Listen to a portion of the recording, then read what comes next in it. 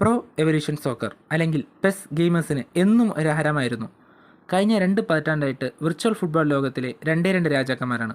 ഒരു ഭാഗത്ത് ഫിഫ അല്ലെങ്കിൽ the federation internationally D football association അല്ലെങ്കിൽ EA സ്പോർട്സിൻ്റെ സ്വന്തം ഫിഫ, മറ്റേ ഭാഗത്ത് പ്രോ എവല്യൂഷൻ സോക്കർ അല്ലെങ്കിൽ കൊണാമിയുടെ സ്വന്തം പെസ്. ഈ കഥ അതിൻ്റെ ഉയർച്ചയും താഴ്ചയും കുറിച്ചാണ് സംസാരിക്കാൻ പോകുന്നത്. So welcome back to our channel. ഈ കഥ തുടങ്ങുന്നത് ജപ്പാനിലാണ്. പെസ്സിൻ്റെ ആദ്യ പേര് ദ വിന്നിംഗ് 11 എന്നായിരുന്നു. നിങ്ങളിൽ എത്ര പേർക്ക് ഈ കാര്യം അറിയാമെങ്കിൽ കമൻറ്റ് ചെയ്യുക. ആദ്യമൊക്കെ പെസ്സിന് പ്ലേയേഴ്സിൻ്റെയോ ക്ലബിൻ്റെയോ ലൈസൻസ് ഇല്ലായിരുന്നു. ഉദാഹരണം പെറ്റിസ്റ്റൂട്ടയുടെ പെസ്സിലെ പേര് റോബോട്ടോ ലാർക്കോസ് എന്നായിരുന്നു. ഇങ്ങനെയൊക്കെ ആയിരുന്നെങ്കിലും പെസ്സിന് ഗെയിം പ്ലേയുടെ കാര്യത്തിൽ രാജാവായിരുന്നു. അത് ഹേറ്റേഴ്സിനും ഫാൻസും സമ്മതിച്ച കാര്യമാണ്. ഒരു ഫേമസ് കോട്ടുണ്ട്, അതായത് this was the closest a video game had ever come to replicate the beautiful game.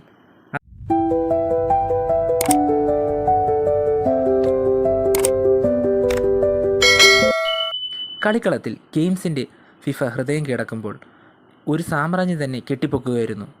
PlayStation 3, Xbox 360 വന്നതോടെ മത്സരം ഒരു പുതിയ ഘട്ടത്തേക്ക് പ്രവേശിച്ചു. HD കൺസോളൊക്കെ വന്നതോടെ ഫിഫ EAയുടെ റിസോഴ്സ് ഉപയോഗിച്ച് പെട്ടെന്ന് വളർന്നു. അതേസമയം പെസ് ആണെങ്കിൽ ഇടറി. പെസ് 2008 അതിൻ്റെ മോശം ഗ്രാഫിക്സും പൊരുത്തമില്ലാത്ത ഗെയിം പ്ലേയും എല്ലാവരും വ്യാപകമായി വിമർശിച്ചു. അതോടെ സുവർണകാലം പെസ്സിൻ്റെ അവസാനിച്ചു. തുടക്കത്തിലെ മിന്നലുകൾ ഉണ്ടായിരുന്നെങ്കിലും പെസ് 2013-17 അതിൻ്റെ തിരിച്ചുവരവ് പ്രശംസിക്കപ്പെട്ടു.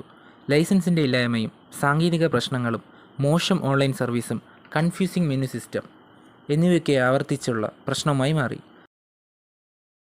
അവസാനം തിരിച്ചടി 2021 വന്നു. കൊണാമി ഒരു മാറ്റം പ്രഖ്യാപിച്ചു. പ്രിയപ്പെട്ട പ്രോ എവല്യൂഷൻ സോക്കർ എന്ന പേരില്ലാതായി മാറി.